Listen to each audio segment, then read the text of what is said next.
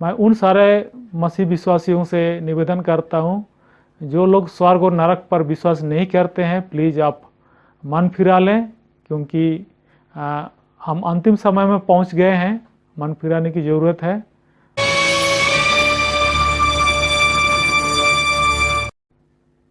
Praise the Lord, जय मसीह की। मैं हूँ सुनील और आप देख रहे हैं योर लाइफ चैनल। दोस्तों, आज का विषय है, क्या वास्तव में स्वर्ग और नरक होते हैं? जी हाँ, आज हम इसी विषय पे बात करेंगे। बाइबल इस बारे में हमें क्या बताती है। आइए हम बाइबल में जाएंगे। लूका रचित सुसमाचार उसका अध्याय 16 वचन 19 से लेकर 31 तक देखेंगे। यहाँ पर हम पाएंगे एक धनी मनुष्य और एक निर्धन लाजर के बारे में। बाइबल इन दोनों के बारे में बताती है कि धनी मनुष्य के पास बहुत सारा धन संपत्ति होता है और जो लाजर है, निर्धन है, उसके पास कुछ भी नहीं होता है। अब लाजर अपने पेट की भूख मिटाने के लिए धनी मनुष्य के पास जाता है और उसके टेबल से जो गिरता है खाने का अवशेष, उसी को खा करके जीवित रहता था। और बाइबल बताती है बाद में दोनों मर जाते हैं और जो लाजर था, गरीब लाजर था, अब्राहम की गोद में चला जाता है और धनी मनुष्य नरक में पहुंच जाता है। और बाइबल बताती है कि दोनों के बीच में बड़ा गहरा गड्ढा है और यही गड्ढा स्वर्ग और नरक को अलग करती है। और इस गड्ढा के कारण से दोनों एक दूसरे से मिल नहीं सकते हैं, लेकिन एक दूसरे को देख सकते हैं। धनी मनुष्य नरक में बहुत दुख उठाता है और अपने आंखें उठाकर लाजर को देखता है तो अब्राहम की गोद में बैठा हुआ है। उसके बाद धनी मनुष्य अब्राहम से विनती करता है कि लाजर को भेज दे ताकि उंगली का सीरा पानी में भिगोकर मेरी जीभ को ठंडा करे, क्योंकि मैं ज्वाला में, आग में तड़प रहा हूँ। यहाँ पर धनी मनुष्य का नरक में जो दुख है, जो दुख उठा रहा, उसका वर्णन हम पाते हैं और बहुत दुख में है। जबकि जब पृथ्वी में था उस समय उसके पास सारी सुख सुविधाएं की चीज़ें थी, उसके पास बहुत सारा धन संपत्ति था, लेकिन जब मरने के बाद उसको नरक मिल गया है तो उसके जीवन में जो भी सुख सुविधा थी ये कुछ भी काम में नहीं आ रहा है। और इसके विपरीत लाजर, जिसके पास खाने का कुछ नहीं होता था और धनी मनुष्य के टेबल से गिरे हुए भोजन के जो टुकड़े हैं या चूर चार है, उसको खा कर जीवित रहता था। और यहाँ तक कि उस निर्धन लाजर से कुत्ते भी झपटते थे।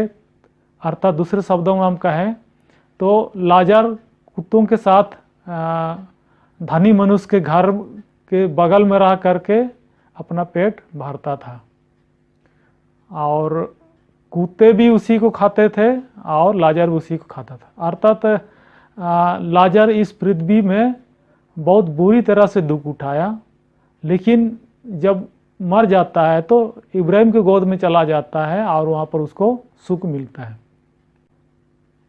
धनी मनुष्य विनती करता है और कहता है, तो हे पिता, मैं तुझसे विनती करता हूँ, तू उसे मेरे पिता के घर भेज, क्योंकि मेरे 5 भाई है, वह उनके सामने इन बातों की गवाही दे, ऐसा हो कि वह भी इस पीड़ा की जगह में आए। तो धनी मनुष्य विनती कर रहा है अब्राहम से कि मेरे जो पृथ्वी में 5 भाई है, उनको पता चलना चाहिए कि नरक होता है और मैं नरक में दुख उठा रहा हूँ और मैं नहीं चाहता हूँ कि मेरे भाई लोग भी इस नरक में दुख उठाएं।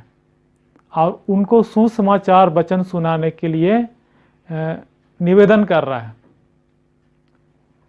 ये जो धनी मनुष्य है ये अब्राहम से निवेदन कर रहा है। तो अब्राहम उनसे क्या बोल रहा है? उनके पास तो मूसा और भविष्यवक्ताओं की पुस्तक है, कोई उनकी सुने। तो अब्राहम धनी मनुष्य को बोल रहा है कि जो तुम्हारे 5 भाई हैं, जो पृथ्वी में है उनके पास अब्राहम और मूसा की पुस्तकें हैं, उनकी सुने, हमको वहाँ जाने की ज़रूरत नहीं है। तो इस प्रकार दोनों के बीच में बातचीत होता है, धनी मनुष्य और अब्राहम के बीच में। तो इस प्रकार से हम समझ सकते हैं कि नरक कितना भयानक है, कितना दुख वाला जगह है, और जहाँ पर आग ही आग है, आग में जलते रहना पड़ता है। और बहुत सारे लोग नरक पर विश्वास नहीं करते हैं। उनका कहना है कि इसी पृथ्वी में स्वर्ग और इसी पृथ्वी में नरक है, लेकिन बाइबल ऐसा नहीं बताती है। वास्तव में नरक अलग जगह है और स्वर्ग अलग जगह है। आइए हम और एक वचन को देख लेते हैं। लूका रचित सुसमाचार 16 का 30 और 31। यहाँ पर धनी मनुष्य और अब्राहम के बीच में जो बातचीत हो रहा है, उसने अर्थात धनी मनुष्य ने कहा, नहीं है पिता अब्राहम, पर यदि कोई मरे हुए में से उसके पास जाए तो वे मन फिराएंगे। उसने उससे कहा, जब वह मूसा और भविष्यवक्ताओं की नहीं सुनते तो यदि मरे हुए में से कोई जी भी उठे तो भी उसकी नहीं मानेंगे। जी हाँ, धनी मनुष्य और अब्राहम के बीच में ये बातचीत हो रही है। तो धनी मनुष्य का कहना है कि जो मर गया है आदमी, जो मर चुका है आदमी, अगर वही जीवित हो करके उनके बीच में अर्थात धनी मनुष्य के भाइयों के बीच में जाएगा तो वे मन फिरा लेंगे।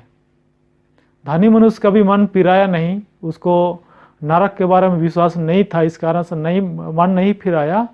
तो चाह रहा है कि जो उसके भाई हैं वह सब मन फिरा लें। और उनका निवेदन है अब्राहम से कि कोई मर कर के जो मर चुका है और जीवित होकर के उसके पास जाए तो ये लोग विश्वास कर लेंगे। लेकिन यहाँ पर जो अब्राहम उनको क्या जवाब दे रहे हैं, जब वह मूसा और भविष्यवक्ताओं की पुस्तकों को नहीं सुनते तो यदि मरे हुए से कोई भी जी उठे तो भी उसकी नहीं मानेंगे। जी हाँ, तो पृथ्वी के लोगों के पास मूसा और भविष्यवक्ताओं की पुस्तकें हैं, इस प्रकार अब्राहम का कहना है। और हम नए नियम के विश्वासियों के पास बहुत सारे किताबें हैं, नया नियम हमारे पास है, और जिसमें यीशु मसीह के कार्यों का वर्णन है, यीशु मसीह के सुसमाचार का वर्णन है। यीशु मसीह मर कर के भी जी उठा, 40 दिन तक हमारे बीच में रहा, उसके बारे में हम पढ़ते हैं। और उस समय के जो विश्वासी थे वह सारे लोग यीशु से बात कर चुके हैं। ये सारे चीज़ हमें उपलब्ध है।